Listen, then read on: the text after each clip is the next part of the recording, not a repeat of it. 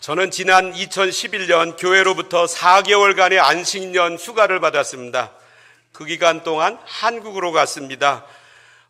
이전에 저희 교회에 오셔서, 우리 교회에 오셔서 부흥회를 인도하신 이강천 목사님을 만났습니다. 그랬더니 저하고 같이 여행을 가시자는 거였습니다. 그분이 인도하신 곳은 보성 녹차밭이었습니다.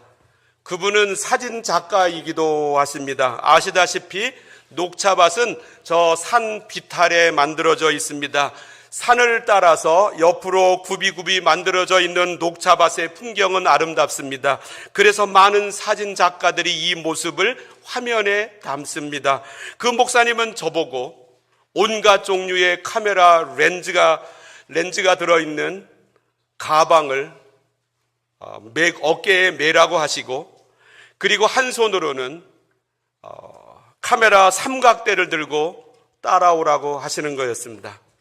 그분을 따라 녹차밭을 그 무거운 카메라 가방에 메고 한 손에 삼각대를 들고 오르락내리락 하는데 얼마나 힘들던지, 한참 시간이 지나고 난 뒤에 산 아래로 내려왔습니다. 이렇게 사람이 몇 시간을 보내면 꼭 가야 하는 곳이 있습니다. 그럴듯한 건물을 찾아갔습니다. 그런데 그곳에는 화장실이라고 하는 이름이 없었습니다.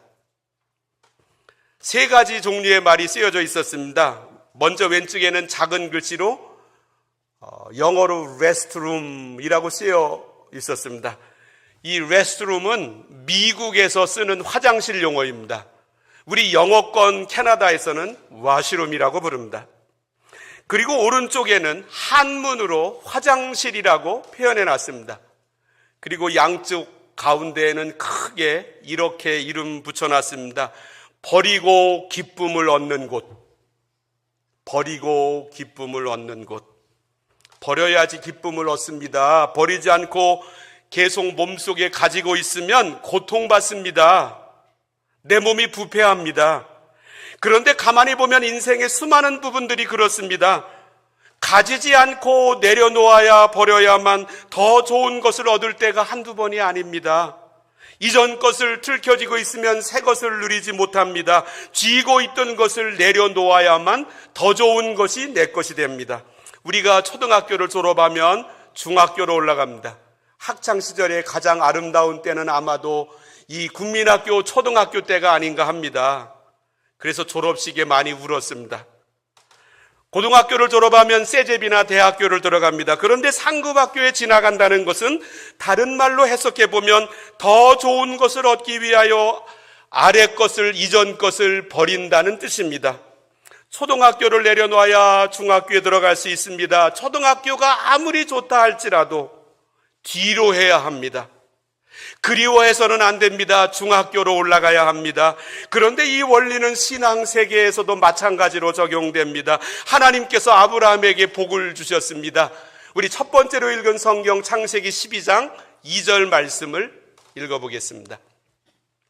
내가 너로 큰 민족을 이루고, 하나님이 아브라함에게 4가지의 복을 약속하셨는데 큰 민족을 이루게 해주시겠다. 자녀의 복을 약속하셨습니다. 두 번째 이름은 내게 복을 주어 내 이름을 창대하게 하리니, 내 이름을 전 세계 역사적으로 높이 불리움 받도록 해주겠다. 세 번째 복은 너는 복이 될지라 복덩이가 되게 해주겠다. 3절로 넘어가 보면 너를 축복하는 자에게는 내가 복을 내리고 너를 저주하는 자에게는 내가 저주하리니, 이 말씀은 보호해 주신다는 복입니다. 위대한 복입니다. 내가 나를 보호할 이유가 없습니다. 하나님이 나를 보호해 주십니다. 이렇게 복을 주시는 이유는 3절 맨 마지막에 땅의 모든 족속이 너로 말미암아 복을 얻을 것이라 말씀하셨습니다. 이 놀라운 복을 받은 사람은 성경에 아브라함 한 사람밖에 없습니다. 그런데 하나님께서는 아브라함에게 이 복을 내려주시되 그 자리에 머물러 있는 상태에서는 누릴 수가 없다라고 말씀하셨습니다. 그에게 어떤 조건을 제시하셨습니다. 우리들은 아브라함의 후손입니다. 예수 믿는 모든 사람들은 하나님께서 아브라함에게 약속하신 복을 그대로 이어받는 사람입니다. 하나님께서 우리도 똑같이 아브라함의 복으로 초청하시면서 그 복을 받는 조건으로 한 가지를 제시하십니다. 첫 번째로 떠나야 하나님의 복을 받습니다. 하나님께서 이 놀라운 복을 아브라함에게 약속하셨는데 1절 말씀에 먼저 떠나라고 하신 것이 있으십니다. 여호와께서 아브라함에게 이르시되 너는 너의 고향과 친척과 아버지의 집을 떠나 내가 내게 보여줄 땅으로 가라. 1절 후반절은 이민 가라고 하는 말씀입니다. 그런데 하나님께서 아브라함에게 이민을 떠나라고 말씀하시기 앞서서 하신 말씀이 있습니다. 그것은 떠나입니다. 아시다시피 우리 한국말은 대개 동사가 문장의 뒤편에 놓여 있고 서양 언어들은 대개 동사가 앞에 있습니다. 그리고 명령형에서는 특별히 그렇습니다. 여기에 말씀하십니다. 영어 번역본이 아래에 기록이 되어 있는데 leave, 떠나라, your country, 너의 나라를, your people, and your father's household. 너의 고향과 친척과 아버지의 집을 떠나라 말씀하셨습니다. 영어로는 leave your country가 먼저이고 그리고 나서 go to the land I will show you. 이 말씀은 가기 위해서 먼저 떠나야 한다는 뜻입니다. 아브라함이 여태까지 살던 그 장소에서는 하나님의 복이 그에게 임할 수가 없다라고 하는 뜻입니다. 그런데 이 말씀은 지금으로부터 약 4,000년 전에 주신 말씀입니다. 한국 근대 사회도 그랬습니다마는 지금부터 4,000년 전에는 모조리 다 씨족 사회였습니다. 고조 할아버지, 증조 할아버지로부터 내려오는 유산, 그분들의 가르침, 전통을 모시고 살아가는 위계 질서 사회였습니다. 아주 견고한 아성이었습니다. 1차적으로 이 씨족 사회가 개인의 삶에서는 충성의 대상이었습니다. 아브라함은 그동안 고향과 친척과 아버지의 집에서 아버지로부터 조상으로부터 물려받은 것으로 인생을 살았습니다. 그런데 이 하나님의 나라는 인간적으로 가깝기 때문에 만들어지는 나라가 아닙니다. 예수님은 이렇게 말씀하셨습니다. 요한복음 3장에 육으로 난 것은 육이요 영으로 난 것은 영이니. 부모의 힘으로 인생을 살려고 하는 사람에게는 하나님의 일들이 나타나지 않습니다. 부모님으로부터 물려받은 게 없는 분들은 기뻐하십시오. 부모로부터 물려받은 것을 다 소모시킬 때까지 하나님의 일들은 나타나지 않습니다. 내가 떠나라고 하는 삶이 이루어졌을 때 하나님의 손길이 나타납니다. 먼저 분리가 되어야만 하나님의 복이 나에게 나타납니다. 세상으로부터 분리되어야 합니다. 그리고 충성의 대상이었던 부모의 집으로부터도 분리되어야 합니다. 따라서 아브라함은 모든 족속에게 하나님의 복을 나누는 통로가 되기 위하여 혈연적, 지연적, 문화적인 모태에서 단절되어야만 했습니다. 그런데 4,000년 전의 시족 중심 사회에서 아버지의 집을 탈출한다라고 하는 것은 아브라함에게 말할 수 없는 고통이었을 것입니다. 아주 과격하고 급진적인 명령이었습니다. 우리 이민 오면 한국에 있을 때는 전혀 누리지 못하던 아픔이 있습니다. 이 세 가지를 누리지 못합니다. 고향을 누리지 못하고 친척과 아버지의 집을 누리지 못합니다. 제가 그때 안신년으로 한국 나갔을 때 우리 교회에서 함께 생활하던 배희숙 집사님이라고 계신데 그분의 남편이 연극을 전공한 교수님이셨습니다. 그래서 객석이라고 하는 전문 월간지에 매달 글을 올리는 분이었는데 이분이 해화동에 있는 연극로에 가면 모두 다 공짜입니다. 저희를 데리고 그곳에 가서 저에게 말씀하기를 이곳 대학로에 극장이 128개입니다. 저는 그때까지 몰랐습니다. 이렇게 매일 128개의 극장에서 연극을 상영하는데 나는 멀리 가서 무엇을 하고 있다는 말인가? 이민 생활에 대한 회의와 질문이 저에게 몰려오기를 시작했습니다. 고향은 익숙한 곳입니다. 무엇이든지 익숙하면 쉽습니다. 누리지 못하는 것이 친척입니다. 나를 위해서 함께 울어줄 수 있는 핏줄이 있는 곳입니다. 이민 가면 이러한 선물을 누리지 못합니다. 뿐만 아니라 아버지의 집입니다. 집은 편안함을 가리킵니다. 집은 용납을 가리킵니다. 그리고 모든 것을 물려받을 수 있는 아버지의 재산이 있습니다. 그런데 이민을 가면 누리지 못합니다. 하지만 하나님의 놀라운 복을 받기 위해서는 이 모든 것으로부터 떠나야 합니다. 현재의 생활 속에 있으면서 현재의 모든 것을 누리면서 하나님께서 보여주시는 땅으로 갈 수는 없습니다. 현재 내가 누리고 있는 세상의 지위도 내려놓아야 합니다. 안락한 생활도 내려놓아야 합니다. 또한 차선을 버려야 최선의 것을 누릴 수가 있습니다. 미국의 짐 콜린스라고 하는 분이 경영학자인데 경영학에서 많이 인용되는 책을 썼습니다. 그 중에 하나가 제목하여 영어로 Good to Great. 여기에 good이라고 하는 말 앞에 from이라고 하는 말이 생략되어 있습니다. 한국말 번역은 좋은 기업을 넘어 위대한 기업으로. 많은 기업들이 그 차선에서 만족한다는 것입니다. 이 차선에서의 만족을 내려놓아야만 위대한 기업이 된다는 것입니다. 그런데 이 제목을 사용하여 칩 잉그램이라고 하는 분이 크리스천의 시각에서 책을 썼는데 영어 제목은 앞에는 똑같습니다. Good to Great. 그리고 뒤에 붙은 이름이 In God's Eye. 하나님의 시각에서. 그리고 한국말로 번역한 사람이 이렇게 제목 붙여놨습니다. 위대함 크리스천의 소명. 그러면서 그 밑에 부제를 붙여놨는데 하나님이 위대하신 것처럼 당신도 위대하라. 이 두 책이 말합니다. 선한 것을 얻으려면 악을 버려야 합니다. 다 아는 원리입니다. 이것은 쉽습니다.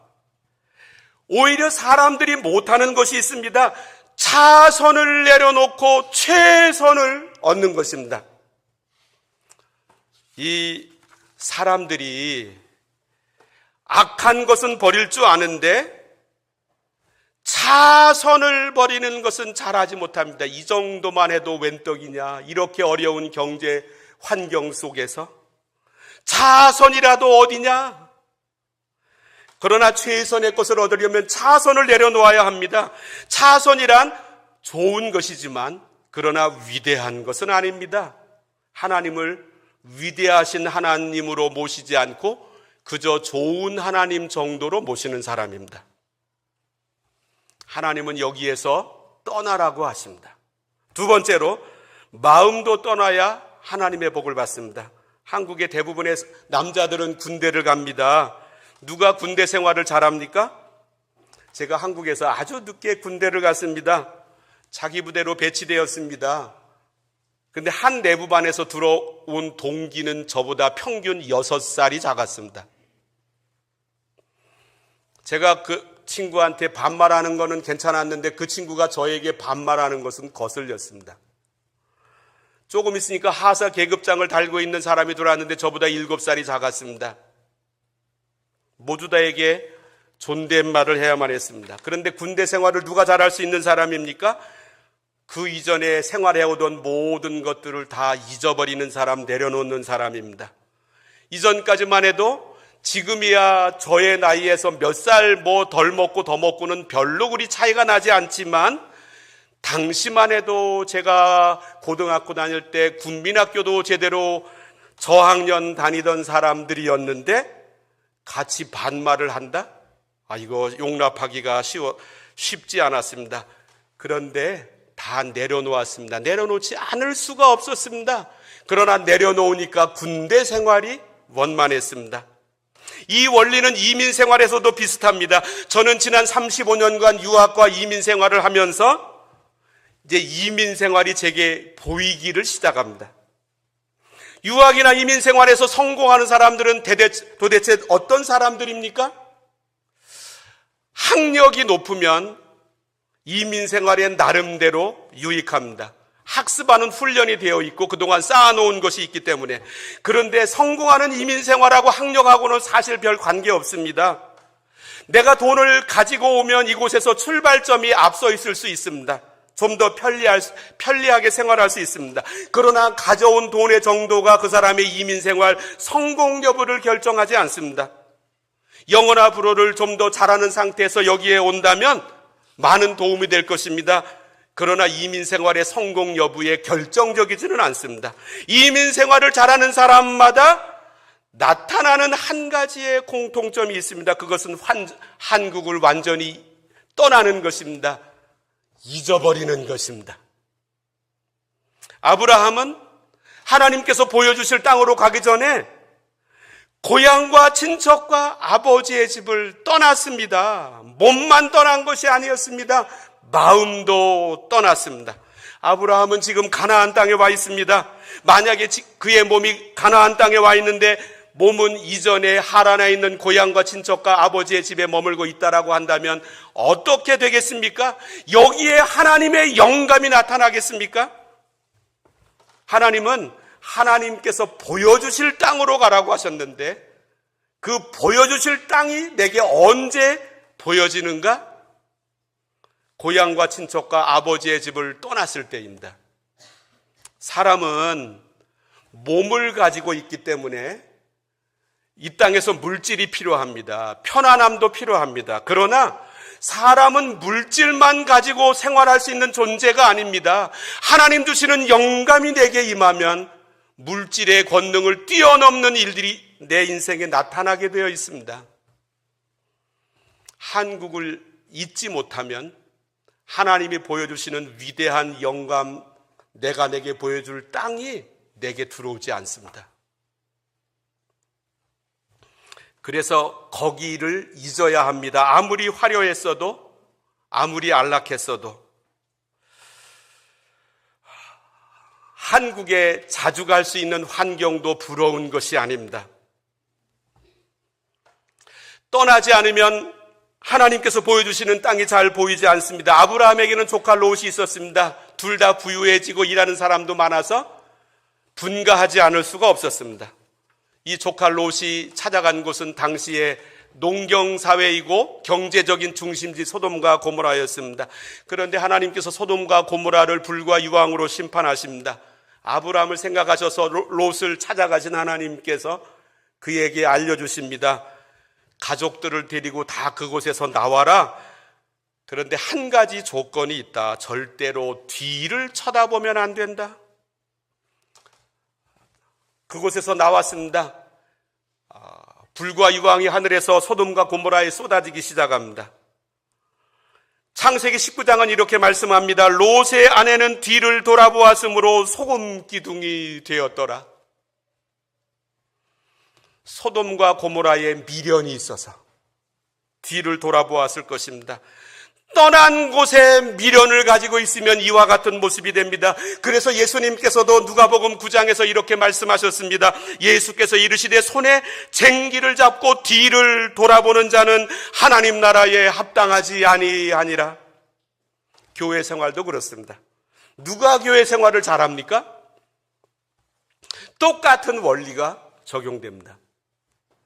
릭 워렌 목사님이 기적적으로 캘리포니아에 있는 새들백이라고 하는 동네, 한 번도 가보지 않은 동네에 가서 교회를 개척하는데 가서 복덕방을 통해서 먼저 자기가 살 집을 구합니다. 그리고 자기 집에서 교회를 시작합니다.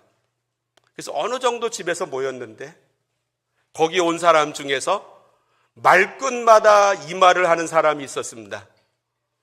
내가 전에 있던 교회에서는 그렇게 하지 않았는데. 이 이야기는 그분의 책 The Purpose Driven Church에 나옵니다. 그래서 이 목사님이 그분에게 이렇게 말씀하셨다고 합니다. 그러면 그 교회로 돌아가십시오. 이전의 교회를 마음으로부터도 떠나야 이곳에서 신앙생활을 제대로 할 수 있습니다.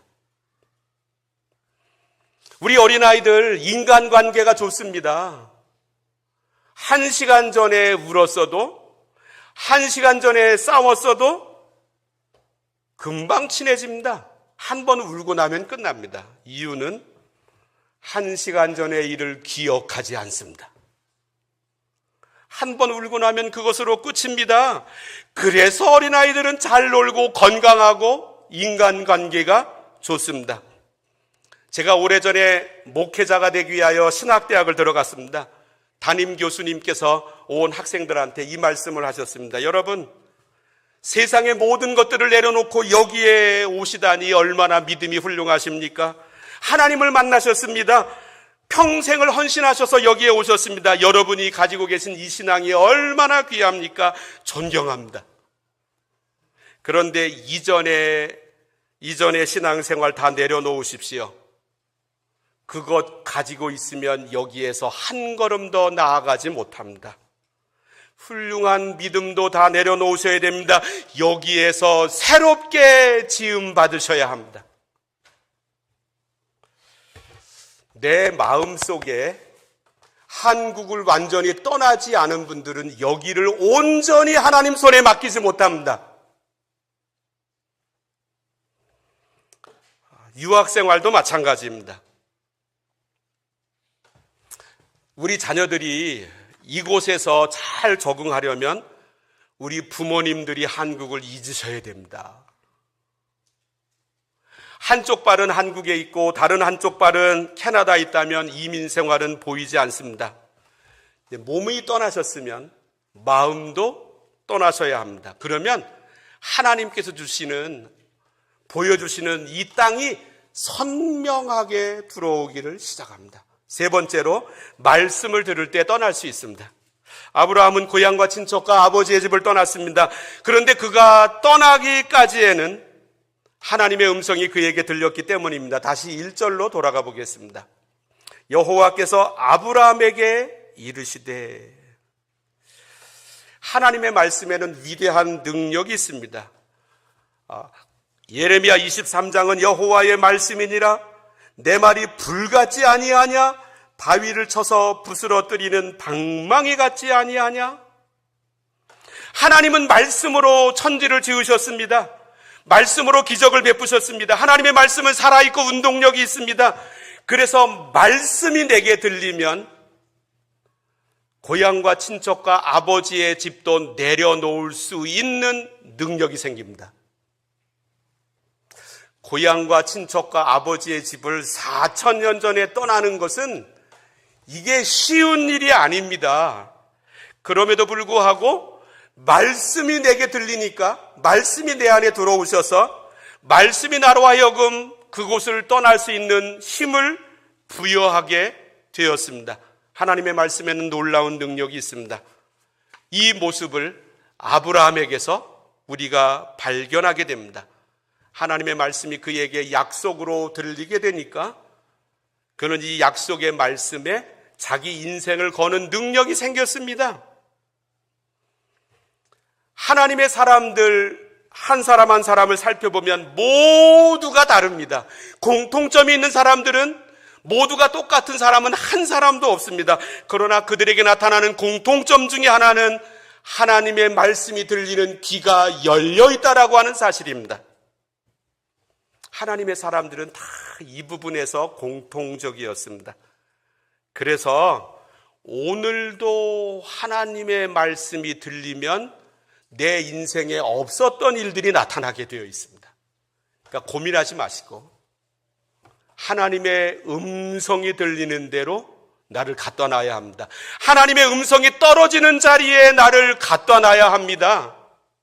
이럴 때 아브라함에게 나타났던 하나님의 위대한 능력이 우리들에게도 나타날 것입니다. 기도하십니다. 하나님 아버지,